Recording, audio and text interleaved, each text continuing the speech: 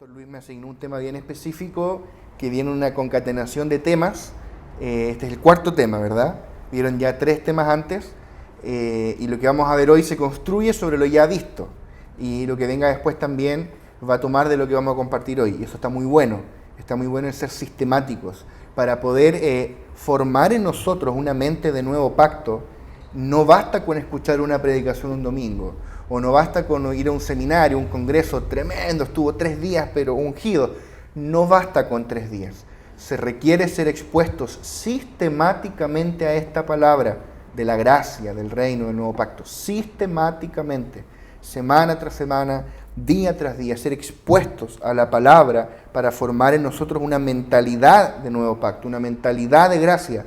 No basta que te prediquen de la gracia, tienes que escucharlo hasta que te brote por los poros la gracia. Y lo mismo es con la revelación de Cristo y la iglesia, que es lo que nos convoca. En particular, la iglesia. Es un misterio. Entonces, bueno, quiero partir de un texto que es Primera de Timoteo, capítulo 3, verso 14 hasta el verso 1. Usted dirá, ¿cómo hasta el verso 1? Bueno, porque los capítulos se inventaron después, bastante después. Entonces, en realidad vamos a leer hasta el capítulo 4, versículo 1, porque ese corte se hizo muy posteriormente. Pablo no escribió por capítulo. Entonces uno siente y termina el 16, 3:16, listo, terminó. Pablo se fue a dormir, despertó y escribió el otro capítulo. No es así, lo escribió todo de corrido. Entonces a veces cortar donde no deberíamos cortar genera que no tengamos la idea. Entonces voy a leer desde el 3:14 al 4:1. Dice, esto te escribo, aunque tengo la esperanza de ir pronto a verte, para que si tardo, sepas cómo debes conducirte en la casa de Dios, que es la iglesia del Dios viviente, columna y baluarte de la verdad. Indiscutiblemente, grande es el misterio de la piedad. Dios fue manifestado en carne, justificado en el Espíritu, visto de los ángeles, predicado a los gentiles, creído en el mundo, recibido arriba en gloria. Pero el Espíritu dice claramente que en los postreros tiempos algunos apostatarán de la fe, escuchando espíritus engañadores y a doctrinas de demonios. Y de allí, bueno, sigue explicando eso. Pero quería mostrar ese contraste entre lo que va a ocurrir en los postreros tiempos en los cuales ya estamos y la revelación de este misterio de la piedad, Dios manifestado en carne. Entonces lo primero que quiero decir es que tenemos entre manos un misterio glorioso que es la iglesia. La iglesia es un misterio. Es lo primero que debemos saber y probablemente ya se ha dicho aquí, pero amerita ser repetido. La iglesia es un misterio. Ahora, eso no significa que sea algo imposible de conocer, porque en el mundo hay otro concepto de misterio, algo imposible de conocer. No significa eso. Es un misterio porque es algo que está más allá de nuestra mente natural, por ende nos debe ser revelado por el Espíritu. Está más allá de lo inteligible con nuestra mente natural. Está en la dimensión del Espíritu. Ahí está la iglesia. Entonces se nos tiene que revelar, necesitamos una revelación sobrenatural de qué es la iglesia. De otra forma, nunca vamos a poder ser edificadores eficaces de ella, ni siquiera miembros eficaces, aunque un miembro eficaz sería aquel que edifica, por lo demás. Si vamos a edificar la iglesia y ser miembros funcionales de ella, necesitamos que se nos revele qué es la iglesia. Vuelvo a decir, es un misterio. Algunas de sus explicaciones es el cuerpo de Cristo, es la casa de Dios, es la novia del Cordero y va a ser la esposa del Cordero. Es muchas cosas, el nuevo hombre.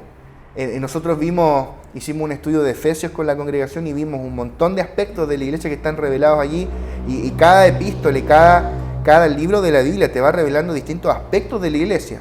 Es bien profundo, pero acá en particular estamos viendo la casa de Dios y el cuerpo de Cristo, que son 2 aspectos muy importantes. Para ver la iglesia necesitamos revelación. O sea, si tú vas a ver lo que es la iglesia, no basta con venir a estas clases, no basta con leer un libro, aunque todo eso suma. pero lo que tú necesitas es revelación, y la revelación sigue siendo algo que le pertenece exclusivamente al Espíritu Santo. O sea que tú y yo necesitamos clamar con urgencia al Espíritu Santo para que nos revele qué es lo que es la iglesia. Como dijo un predicador muy antiguo, hace muchos años nosotros entramos corriendo donde los ángeles entran de puntillas.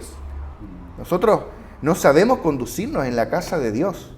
No entendemos los protocolos, no entendemos lo santo que es esto. Estábamos el otro día compartiendo en la iglesia sobre la vaca roja. No sé si alguna vez han leído que Dios les pidió sacrificar una vaca roja. Una vaca alazana o roja o bermeja. Es roja. En la Reina Valera le gusta ocupar palabras rimbombante. Roja. Rojita. Y cabeza de cobre. Bueno. Y esta vaca, ellos la sacrificaban, y no era por los pecados pasados, porque para eso era el cordero, era para los pecados futuros que ellos pudieran cometer. Tenían que consumirla por completo, hasta hacer la ceniza, mezclarla con agua, y era un agua de purificación para pecados futuros. El tema es que dice, bueno, si tú pecaste, tienen que limpiarte el tercer día con esta agua, y el séptimo tú serás limpio. Pero si tú pecaste y al tercer día no te limpias con esa agua, que vendría a ser la sangre de Cristo, al séptimo día no serás limpio, porque no te purificaste. Y por ende, dice que tú contaminarás la casa de Jehová, contaminarás el tabernáculo. Por ende, debes ser raído de la congregación de Jehová. Rudo. Y en ese tiempo no era sombra y figura. O sea, para nosotros es sombra y figura. En ese tiempo lo ejecutaban al tipo. Pero piensa en esto, que decía que por no haber sido purificado de la carne, aspectos carne, que son carne en nosotros, estamos contaminando la casa, contaminando el tabernáculo de Dios. Con mi carne. Eso es fuerte. Entonces, esto no se trata simplemente de ser buen cristiano o mal cristiano, es que estoy echando a perder el edificio, estoy corrompiendo el edificio de Dios, porque el edificio que fuimos llamados a edificar está hecho de piedras vivas, de la cual yo soy una. Yo soy una piedra, entonces no es como que yo edifico desde afuera. Ese modelo que yo vivo mi vida como sea, da lo mismo y edifico la casa, no. Si yo no estoy siendo edificado como piedra viva y casa espiritual, no puedo edificar, no puedo traerme el edificio. Bueno, volvemos. Debemos aprender a conducirnos en la casa de Dios, que es columna y baluarte de la verdad. Tengo entendido que ya hablaron de ese aspecto, columna y baluarte de la verdad. Y otro aspecto que debemos entender, que es lo que vamos a hablar hoy, es el misterio de la piedad. Hoy vamos a hablar del misterio de la piedad. En estos postreros tiempos en los cuales ya estamos, muchos han apostatado de la fe, escuchando a espíritus engañadores y doctrinas de demonios. Hay muchas ideas humanas en cuanto a qué es lo que es iglesia, cómo se debería hacer iglesia, y aún muchas ideas demoníacas, porque dice doctrinas de demonios. Sin embargo, en estos tiempos debemos perseverar en la sencillez de la verdadera iglesia, la iglesia que Dios diseñó en la eternidad que debíamos ser, la iglesia que es la manifestación de Dios en la carne, la iglesia que es el misterio de la piedad, columna y baluarte de la verdad. Tenemos que perseverar en la sencillez de lo que es la iglesia, el diseño eterno de la iglesia. Necesitamos vivir la realidad de la iglesia en el espíritu, y por eso debemos renunciar al individualismo. Esto es la introducción nada más, pero Dios me hablaba mucho de esto. Tenemos que renunciar al individualismo para poder vivir ahora una vida colectiva, corporativa. Todos somos miembros del cuerpo, pero si un órgano en tu cuerpo buscara su bien individual en vez de servir al cuerpo, tú te enfermarías y morirías. Y muchas veces el cuerpo de Cristo sufre de enfermedades por causa del individualismo y el egoísmo enfermizo de algunos miembros que todavía creen que esto es una vida individual, donde vienen a que Dios les bendiga y les dé cosas. Y no hemos entendido que esto es morir a mi yo, a mi individualidad, para sumarnos a una entidad corporativa que se llama iglesia, que está creado para ser la expresión de Cristo en la tierra. De eso se trata de ser el cuerpo de Cristo y la casa de Dios. Entonces vamos a hablar del misterio de la piedad. Pablo dice, grande es el misterio de la piedad. Indiscutiblemente grande es el misterio de la piedad. Vamos a hablar un poquito de la piedad primero, para contextualizar, porque si no, no vamos a entender nada. Pablo era un tipo que escribía con una mente legal, con una mente como de abogado. Ocupaba términos muy específicos y muchas veces resignificaba ciertos términos, los redefinía en sus escritos y siempre ocupaba las mismas palabras para más o menos las mismas cosas. Entonces, cada vez que tú ves piedad en los escritos de Pablo, significa algo muy específico. Este término, la piedad, ser piadoso significa ser como Dios, ser semejante a Dios. ¿Han conocido alguna vez alguna chica que se llame Pía? Oye, llámala Pía, ¿han visto, no? O no sé, Pío también es un nombre, pero es menos común. Es el nombre de cura, el Padre Pío. ¿Y qué significa alguien pío? Es alguien piadoso, alguien como bueno. Específicamente es alguien semejante a Dios, que se parece a Dios. Por ende, cada vez que leemos acerca de la piedad, está hablando de ser como Dios, parecerse a Él, como hijos amados. Ahora, ¿cuál es el detalle? Que nosotros mismos somos incapaces de ser como Dios. Por eso Dios vino a vivir dentro de nosotros. Dios se nos metió dentro, Dios se impartió dentro de nosotros. Uy, tapé el micrófono. Dentro de nosotros, permanentemente por medio de su Espíritu, para que ahora podamos expresarle y podamos vivir como Él, podamos manifestarle como nuestra vida y podamos ser verdaderamente piadosos. Eso significa que la piedad, y esto es definición así para que tú lo escribas, la piedad es Dios expresado en nuestra vida diaria. Que tú expreses a Dios o expreses a Cristo todos los días en las cosas cotidianas, no solo cuando estás profetizando, cuando estás predicándole a alguien, evangelizando en la micro, no. Todo el día en las cosas cotidianas y simples, tú expreses a Cristo. Eso es la piedad. Eso es alguien piadoso, alguien que expresa a Cristo en el vivir cotidiano.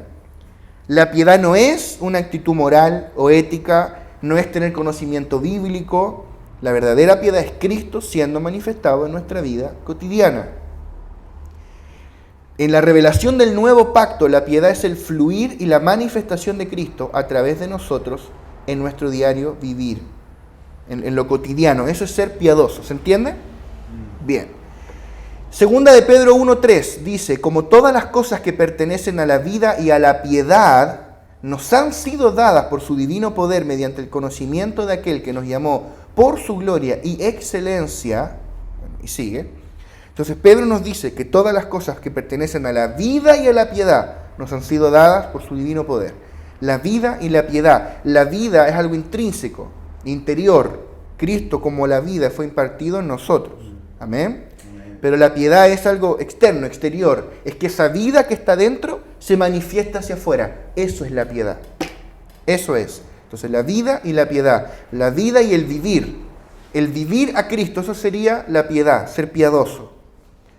Entonces, con eso en mente, vamos a Primera de Timoteo. Pablo escribe mucho a Timoteo y a Tito sobre la piedad. Primera de Timoteo 6, del 3 al 5 y luego del 10 al 11, para no leerlo completo. Dice, si alguno enseña otra cosa y no se conforma a las sanas palabras de nuestro Señor Jesucristo y a la doctrina que es conforme a la piedad. Nota eso, o sea, ¿qué doctrina significa enseñanza? Una enseñanza conforme a la piedad, una enseñanza conforme al vivir a Cristo, manifestar a Cristo, no meras palabras vacías, no mera doctrina teórica, no. Vamos a enseñar algo que nos sirva para vivir a Cristo, para experimentar a Cristo todos los días. Ese es el objetivo. Segundo, no enseña conforme a eso, está envanecido, nada sabe y delira acerca de cuestiones y contiendas de palabras de las cuales nacen envidias, pleitos, blasfemias, malas sospechas, disputas necias de hombres corruptos de entendimiento y privados de la verdad, que toman la piedad como fuente de ganancia. Apártate de los tales. Qué terrible es tomar la piedad, tomar esto que es algo tan santo, tan hermoso, y querer convertirlo en fuente de ganancia.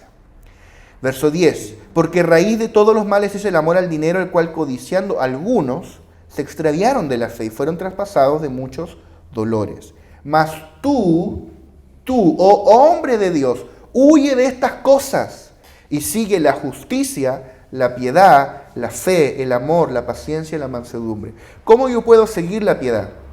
¿Qué está diciendo? Sigue la manifestación de Cristo, sigue el expresar a Cristo todos los días, el vivir a Cristo. Eso es la piedad, vivir a Cristo. Tito capítulo 2, del 11 al 13, dice, porque la gracia de Dios se ha manifestado para salvación a todos los hombres, enseñándonos que renunciando a la impiedad, ahí está la impiedad, pero negándola, la impiedad y a los deseos mundanos, vivamos en este siglo sobria, justa y piadosamente, aguardando la esperanza bienaventurada y la manifestación gloriosa de nuestro gran Dios y Salvador Jesucristo. O sea, la gracia nos enseña a dejar la impiedad.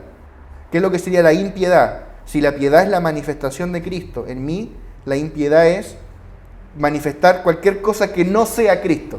No importa si es buena, es mala, si es sabia, si parece ser de gran respeto entre la gente. Si no es Cristo, es impiedad. O sea, aquí piedad o impiedad es una separación mucho más cruda que bueno y malo. Bueno y malo todavía está en el árbol del conocimiento. Piedad e impiedad es separar árboles. La piedad es el árbol de la vida, es Cristo siendo expresado en ti. La impiedad todavía es estar en el árbol del conocimiento. ¿Es bueno, es malo? Puede ser, pero no es Cristo. ¿Se entiende? Y nos enseña que vivamos en este siglo sobria, justa y piadosamente, manifestando a Cristo en nuestra vida diaria. Pero deteniéndome en este punto, es importante que entendamos bien la piedad, para que entremos ahora en el misterio de la piedad. Porque esta piedad es misteriosa. Ya vamos a ver por qué. Entonces, nosotros todavía estamos entre el bien y el mal, pero tenemos que arribar al árbol de la vida, que es la piedad, es Cristo siendo expresado, Cristo y nada más. Sigo, 1 Timoteo 4, del 7 al 8. Desecha las fábulas profanas y de viejas. Ejercítate para la piedad, porque el ejercicio corporal para poco es provechoso, pero la piedad para todo aprovecha, pues tiene promesa de esta vida presente y de la venidera. Ejercítate para la piedad. ¿Cómo me ejercito para la piedad? O sea, ejercítate para manifestar a Cristo. Ejercita tu espíritu, aprende a ejercitar tu espíritu. Es raro eso, ¿no? Misterioso más bien. Mi espíritu. Tengo que aprender a discernir mi espíritu, donde mora Cristo. Percibir cuál es su voluntad, qué Él quiere que yo haga. Ejercita tu espíritu para manifestar a Cristo. De eso se trata.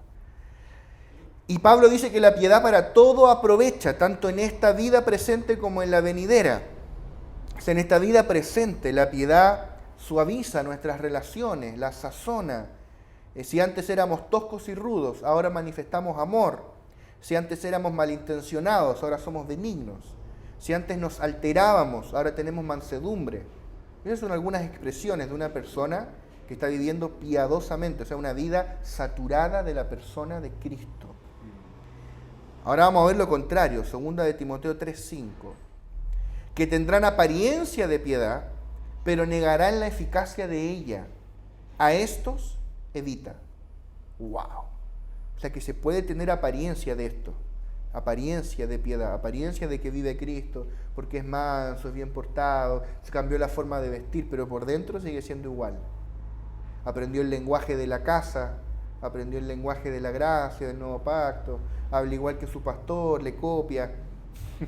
Y todas esas cosas. Y tú puedes aparentar piedad, la puedes fingir, pero dice, pero niegan la eficacia de ella. A estos evita.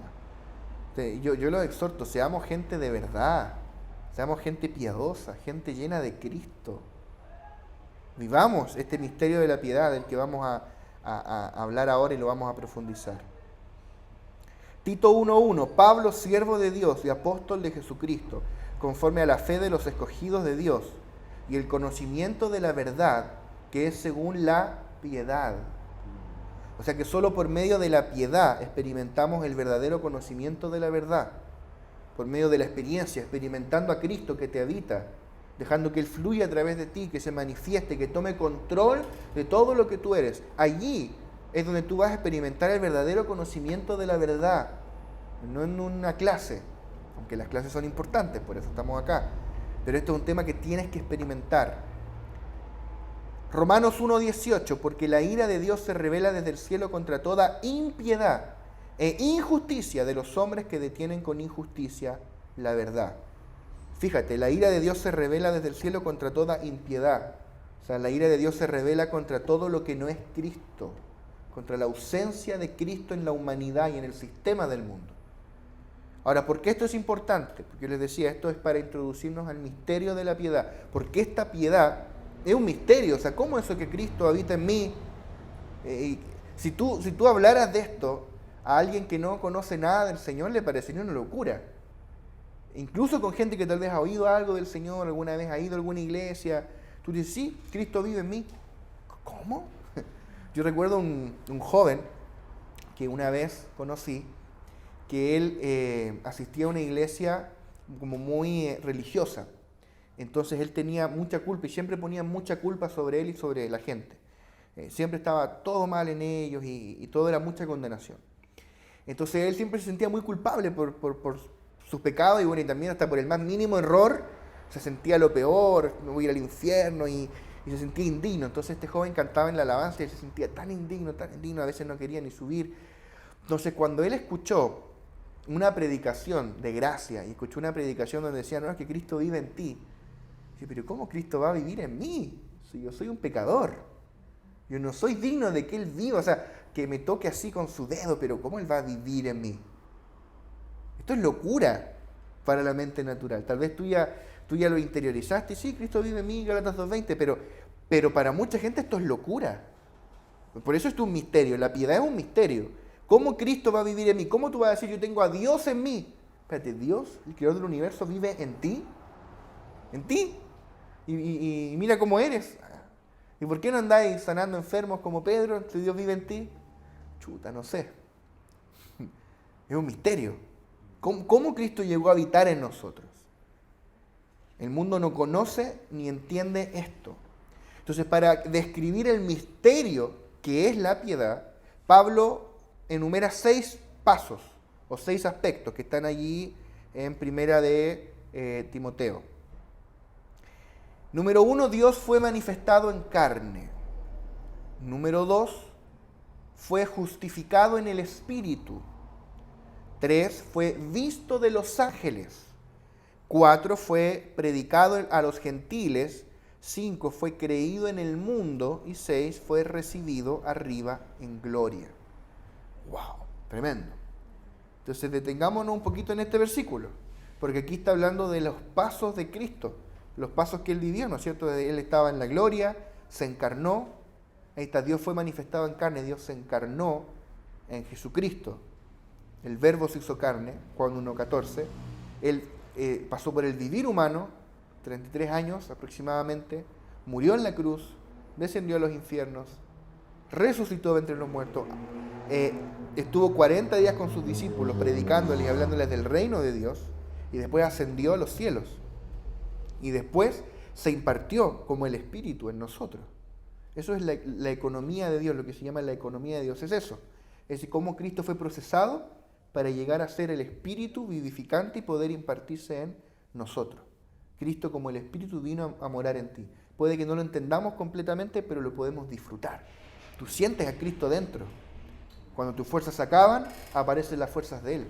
Cuando no sabes qué hacer, su voz te habla, tu espíritu te dice, esto es lo que tienes que hacer. O sea, claramente tú tienes a Cristo dentro. No lo podemos entender del todo, pero ahí está, por medio del Espíritu Santo. Entonces acá hay una descripción de los pasos de Cristo. Vamos a ir desglosando. Número 1 dice, Dios fue manifestado en carne. Eso habla de la encarnación. El primer paso, facilito, ¿cierto? Dios se hizo hombre. Jesucristo era el Hijo de Dios y también era Dios Hijo. Él es Dios. Él es Dios. Cristo vivió 33 años y medio, dicen algunos, aproximadamente en la tierra, y luego murió en la cruz.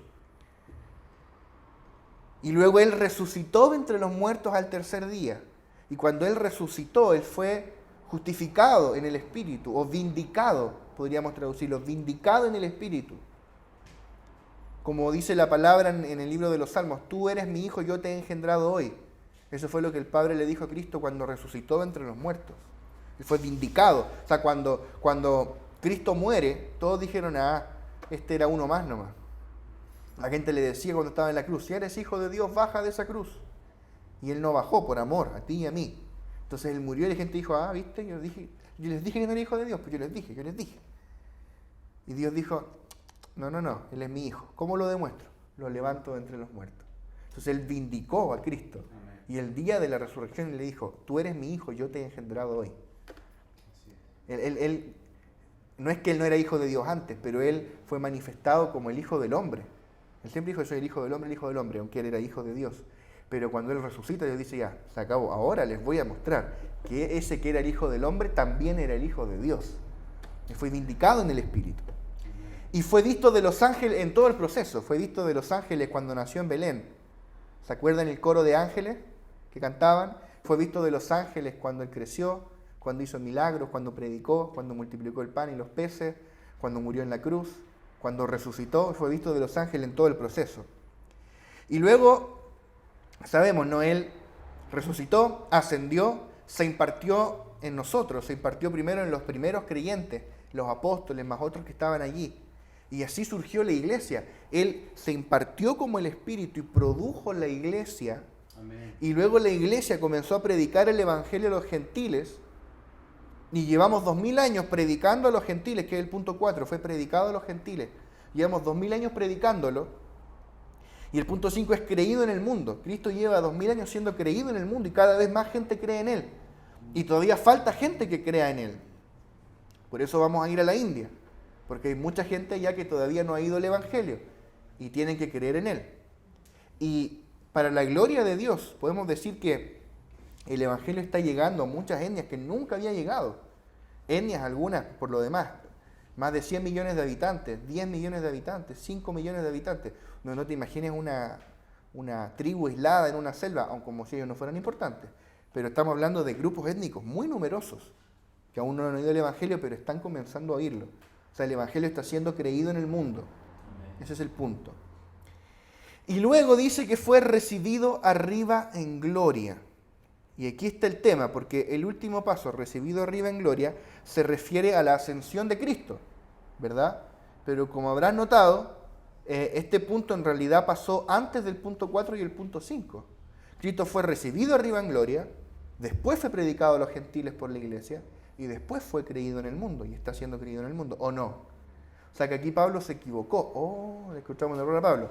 No se equivocó. Más bien Pablo está evidenciando algo. Hay una revelación aquí, en esta aparente falta de orden. Entonces, para nosotros pareciera aquí que el orden está alterado, porque sabemos que Cristo fue recibido arriba en gloria, y luego fue predicado a los gentiles y creído en el mundo. Lo que Pablo está diciendo es, la cabeza ya fue recibida arriba en gloria, pero esa cabeza tiene un cuerpo que todavía está aquí en la tierra y que es la iglesia y que aún no ha sido recibida arriba en gloria. Amén. Pero cuando se complete el número de los que han de creer y Cristo vuelva, entonces nosotros seremos arrebatados en las nubes y la iglesia va a ser llevada donde está la cabeza. La iglesia, el cuerpo va a ser recibida arriba en gloria. Entonces, en resumidas cuentas, ¿qué es lo que es el misterio de la piedad? Es que nosotros como la iglesia somos el cuerpo de una cabeza que ya fue glorificada. Somos el cuerpo en la tierra de una cabeza que está en la gloria. ¿Y para qué nos tiene en la tierra? Para expresar esa gloria aquí en la tierra.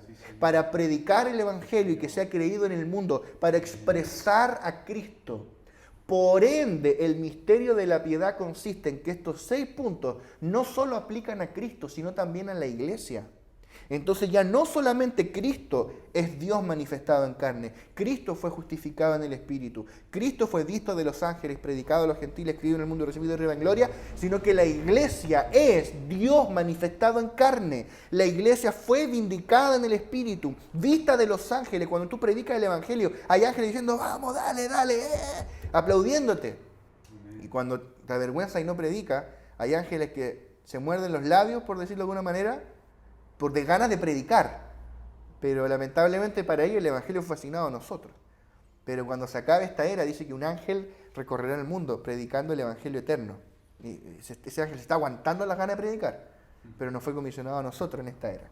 La iglesia será también predicada a los gentiles, creída en el mundo y recibida arriba en gloria. ¡Qué glorioso! Somos la cabeza. O sea, somos el cuerpo de una cabeza que ya está en la gloria. Por eso pone la ascensión al final, porque este pasaje está hablando no solo de Cristo, no solo de la iglesia, sino de Cristo y la iglesia. Ese es el propósito eterno. Cristo y la iglesia, juntos.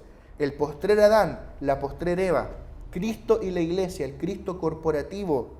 En Génesis tú tenías a un Adán corporativo y llamó el nombre de ellos Adán, dice la palabra. Es un Adán corporativo compuesto de un Adán individual más una Eva. Adán individual más Eva es igual a Adán corporativo, colectivo. De la misma manera, el Cristo individual más la iglesia es igual al Cristo corporativo. Hay un Cristo individual que está sentado en el trono a la diestra del Padre y hay un Cristo corporativo que incluye a Cristo y la iglesia.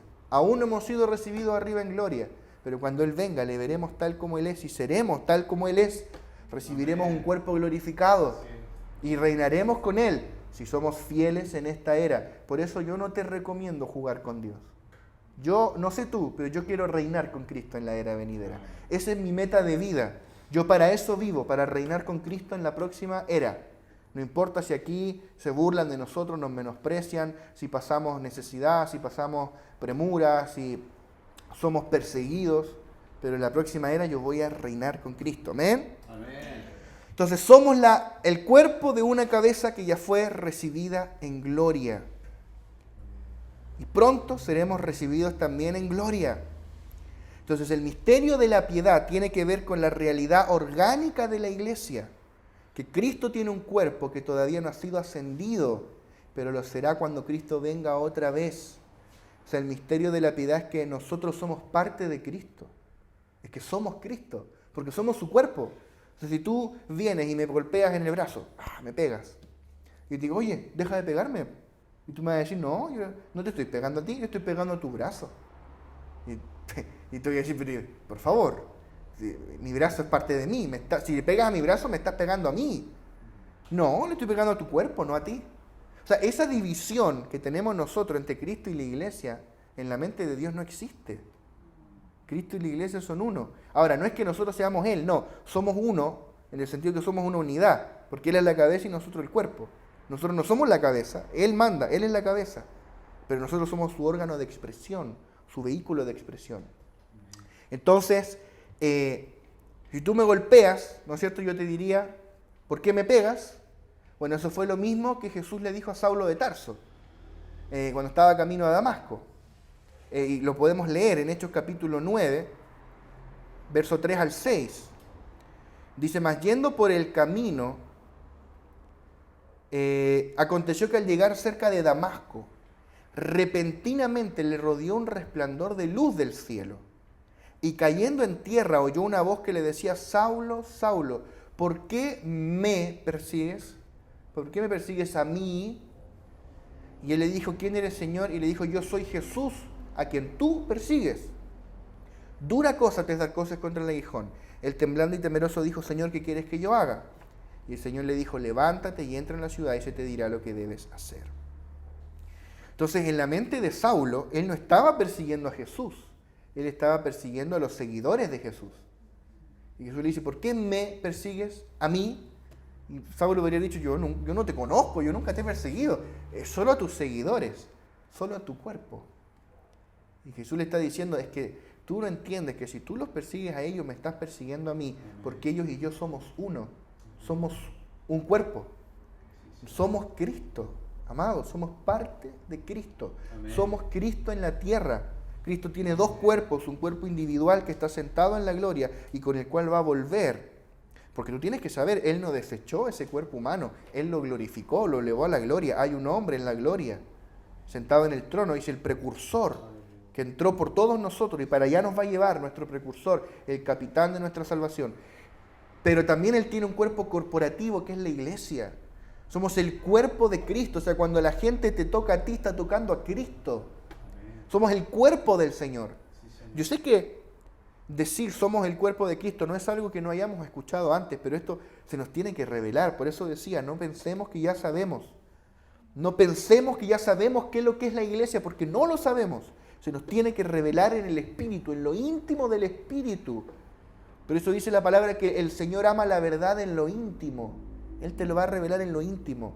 Cuando la iglesia se te comienza a revelar, tú comienzas a amar a los hermanos de otra forma, a tolerarlos de otra forma, a pasar por alto. Quizá cuando un hermano te ofende, y empiezas a pasar por alto porque empiezas a amar en otro nivel. Cuando la iglesia local no cumple tus expectativas, cuando los pastores no cumplen tus expectativas. Yo soy pastor y te digo, los pastores te vamos a fallar, no somos perfectos, somos seres humanos como cualquiera.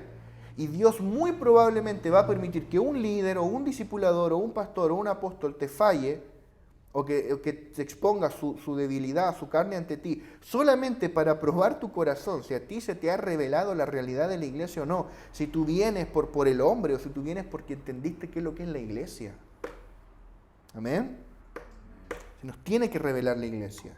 Entonces, Cristo lo que le dijo a Saulo básicamente fue: tú no estás persiguiendo a un pequeño y pobre grupo odiado por el mundo, tú me estás persiguiendo a mí porque ellos son yo, ellos son mi cuerpo. Entonces debemos ver que la iglesia es Cristo en la tierra, la iglesia es Dios manifestado en la carne. Primera de Timoteo 3:16, volvamos a leerlo por favor. Dice, indiscutiblemente, ¿quién podría discutir ahora que esto es grande? Lo explicamos y ahora lo entendemos menos que antes. Grande es el misterio de la piedad. Dios fue manifestado en carne. Lee esto con la mente, que está hablando de Cristo y la iglesia. No solo Cristo, no solo la iglesia, Cristo y la iglesia. Ambos son la manifestación de Dios en la carne, fueron justificados en el Espíritu, etc. Leo, Dios fue manifestado en carne, justificado en el Espíritu, visto de los ángeles, predicado a los gentiles, creído en el mundo, recibido arriba en gloria.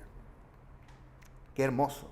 Entonces el misterio de la piedad es que así como Cristo es Dios manifestado en la carne, la iglesia es también Dios manifestado en la carne. Somos la manifestación de Dios en la tierra. ¿Y por qué en la carne? Porque a través de vasos de barro, hombres y mujeres de barro, que fallamos, que nos equivocamos. Eso es el Evangelio. Una vez el apóstol Lucas nos hablaba y nos decía: el Evangelio es un tesoro en vasos de barro, citando al apóstol Pablo, ¿verdad? En Corintios. Tesoro en vasos de barro, tenemos tesoro en vasos de barro. El tema es que el Evangelio no es solo el tesoro, es el tesoro en vasos de barro. Tú quieres el tesoro, ese tesoro lo vas a encontrar en vasos de barro, un hermano o una hermana que tiene debilidades, pero tal vez encapsula la palabra profética que tú necesitas en el cuerpo, en una reunión, en una casa de iglesia, en un culto grande, donde sea. O una palabra precisa que te va a destrabar algo. El tesoro en vaso de barro. Tampoco es solamente el vaso de barro, sino, así que chiste, ¿no? Si no hay tesoro, ¿para qué? No, pero es tesoro en vaso de barro. No es solo el tesoro, no es solo el vaso de barro. Tesoro en vaso de barro. Dios manifestado en carne. Es como el arca del pacto, que era madera recubierta de oro. La madera es el elemento humano, el oro es el elemento divino. Porque eso es la iglesia, es la mezcla de Dios con la humanidad redimida. Dios se mezcló con el hombre. Dios se te metió dentro. Dios mora en tu espíritu. Y el Espíritu de Dios se mezcló con tu espíritu. Por eso la palabra dice: el que se une al Señor, un espíritu es con Él. Tú eres un espíritu con Él. El tema es que ahora tu alma sea notificada de eso y comienza a vivir por esa realidad. Y entonces nos volveremos gente piadosa, gente que expresa a Dios en la carne. Y lo que ahora vivo en la carne, empieza todo a cuadrar. Gálatas 2:20, con Cristo estoy juntamente crucificado, ya no vivo más vivo Cristo en mí. Y lo que ahora vivo en la carne, lo vivo en la fe del Hijo de Dios. Dios manifestado en la carne. Entonces, la iglesia es el cuerpo de una cabeza que ya fue glorificada. Por ende, cuando un enfermo te toca, está tocando a Cristo. Una vez le preguntaron a T.L. Osborne por qué ocurrían cosas tan gloriosas en su ministerio. Me gusta él porque era muy sencillo. Él estaba en ese entonces en África. Él recorrió todo el mundo predicando, haciendo campañas evangelísticas. Y él decía, en América, él decía esto, dijo: tú y yo somos el cuerpo de Cristo. ¡Wow! Sí, amén. O sea, eso significa que nosotros somos las manos de Cristo. Que si Cristo va a tocar a alguien, lo va a hacer a través de nosotros. Que si Cristo hoy va a sanar a alguien, no va a ser con esas manos que Él usó hace 2000 años, que todavía las tiene, estaban sentados en la gloria, lo va a hacer a través de tus manos, ¿o no? ¿Amén? Entonces él decía, en América, en Norteamérica, Cristo tiene manos norteamericanas. Aquí en África, estaba en África, él decía, Cristo tiene manos morenas, como las tuyas. Y los hermanos se miraban la mano y decían, claro, mis manos son las manos de Cristo aquí, no las de otro, no las de alguien de otro lugar. Aquí son mis manos. Acá en Chile, Cristo tiene manos, no sé, chilenas, trigueñas. Bueno, y no tiene que ver con raza, ¿no es cierto? Lo que él estaba intentando decir es, donde tú estás, tú eres las manos de Cristo, no esperes que venga otro. En tu trabajo, tú eres las manos y los pies de Cristo. Amén. Tú eres la boca de Cristo para hablar. En tu lugar de estudio, donde tú estás, no esperes que venga otro, no esperes que venga tu hermano, tu hermana, el pastor, un líder. Tú.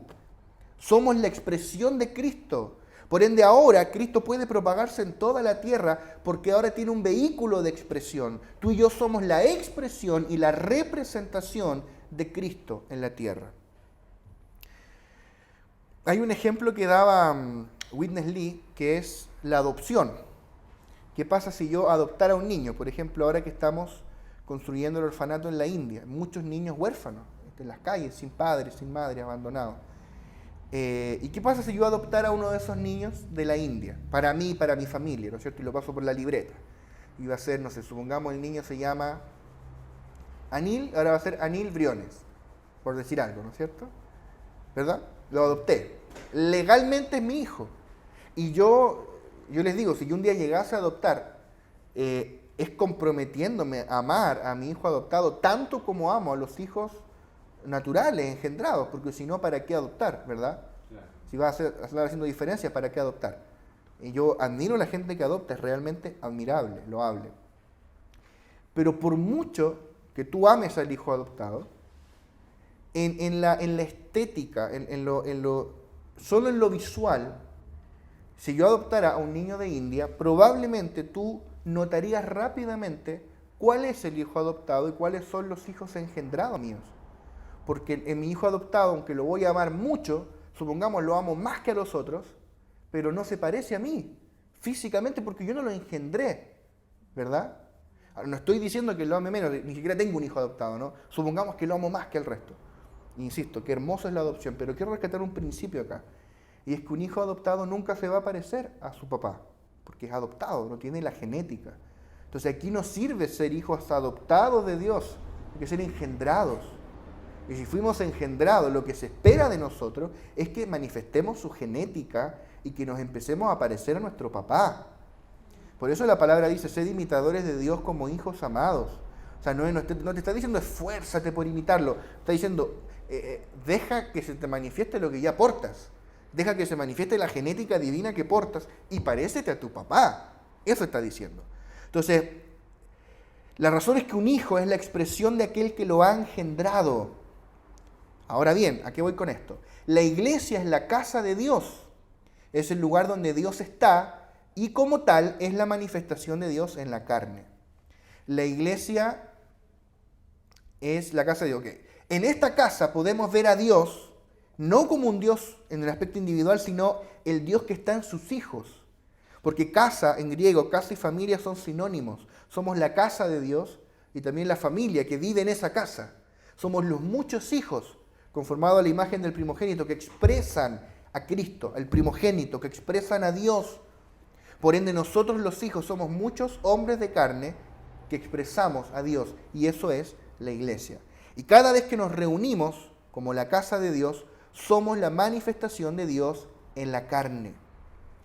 Cristo es la manifestación de Dios en la carne en un aspecto individual, la iglesia lo es en un aspecto corporativo. La cabeza, que es Cristo, es la manifestación individual de Dios y el cuerpo es la manifestación corporativa de Dios, la iglesia. Y solo cuando ambos se unen, Cristo y la iglesia, podemos ser la manifestación completa de Dios. ¿Amén? Amén. Ahora bien, ¿cuál es la función de un cuerpo? La iglesia es el cuerpo de Cristo. ¿Cuál es la función de un cuerpo? La función de un cuerpo tiene que ver con la vida. La función de un cuerpo es básicamente dos cosas. Es contener la vida, eso es lo primero. Y lo segundo es expresar la vida, ser el vehículo de expresión, de ejecución de las órdenes de esa vida. Si yo destruyera tu cuerpo, tu vida dejaría de estar contenida adentro. Si yo agarrara un hacha, imagen bizarra, ¿no? Agarro un hacha y te corto por la mitad, además de irme preso, tu vida terminaría. Tu vida se derramaría, se escurriría y dejaría de estar en ese cuerpo. Ya no sería un contenedor apto, viable para la vida, ¿no es cierto? Entonces la función de un cuerpo es contener la vida, no solo tu vida biológica, también tu vida interior, la vida del alma, y incluso del espíritu, o sea, incluso la vida zoe que tú portas en tu espíritu. Cuando el cuerpo muere, el espíritu deja el cuerpo. O sea, el cuerpo fue creado para contener la vida. Y de la misma manera, el cuerpo de Cristo, que es la iglesia, fue creado para contener la vida de Dios, que es Cristo. Pero no solo el cuerpo contiene la vida, el cuerpo expresa la vida. Por eso yo ahora estoy moviendo las manos y gesticulando, porque mi mente le está dando la orden al brazo de moverse.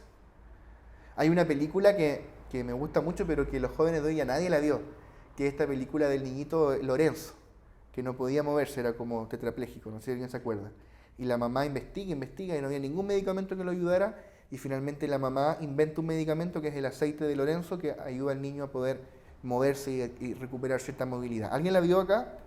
¿Alguien menor a 30, o sea, alguien mayor a 30 años aquí que haya visto esa película, o yo soy el único presente? Bueno, es hermosa, búsquenla. Pero hay una escena que es muy icónica, que antes de que existieran los memes se volvió meme, donde la mamá le dice al niñito, dile a tu mente, que le diga a tu hombro, que le diga a tu brazo, que le diga a la muñeca, que le diga al dedo, que se mueva. Y él estaba así. Ay, no podía. No podía. Un cuerpo que no obedece las órdenes de la cabeza. Pero a veces la iglesia de Cristo adolece de ese mismo síntoma.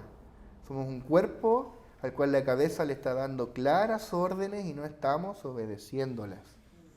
Y el cuerpo le habla a las coyunturas, ay Señor, a los apóstoles, profetas, maestros, y le habla a todo el hombro, al brazo, a la mano, y llega al dedo, muévete, y el dedo no se quiere mover.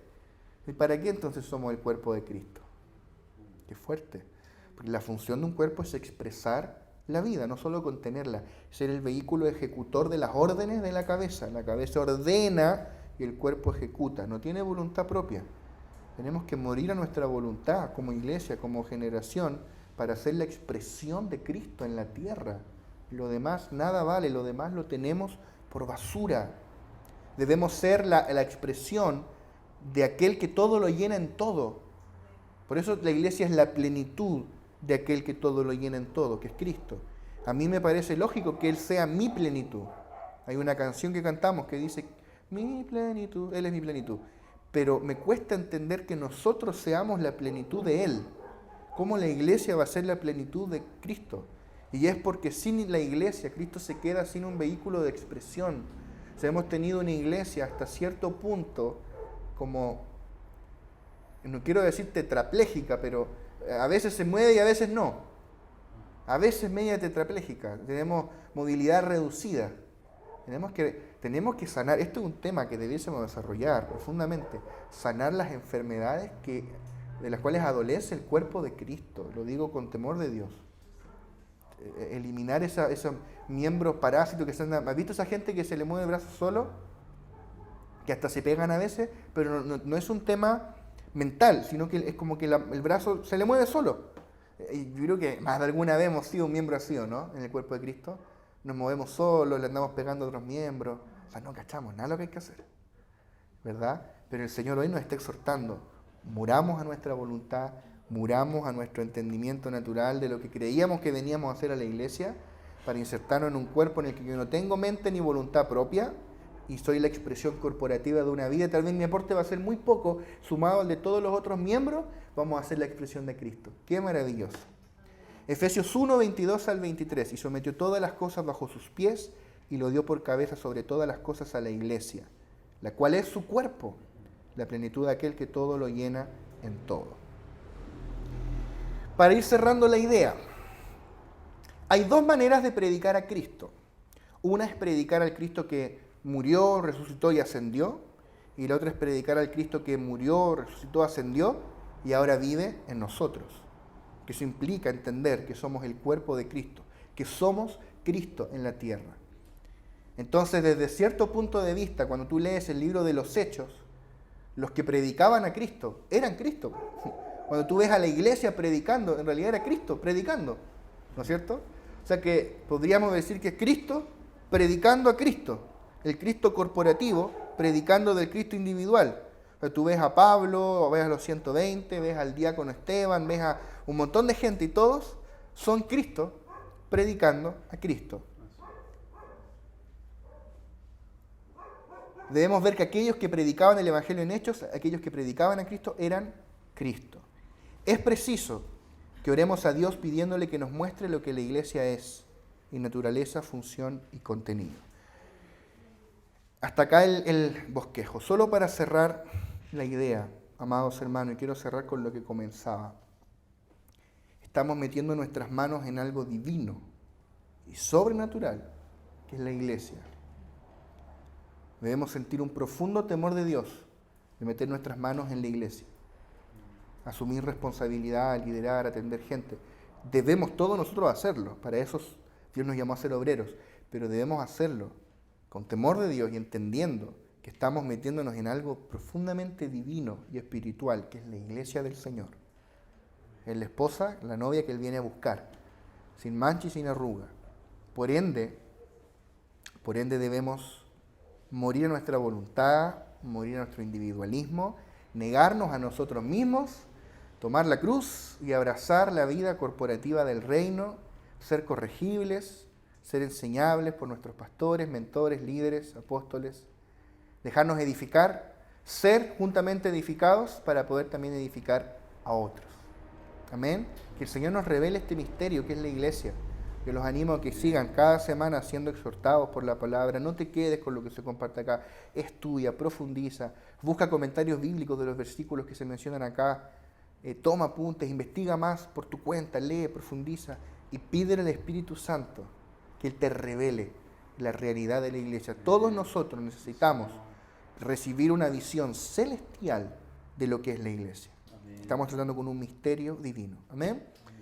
Oramos, Padre, gracias.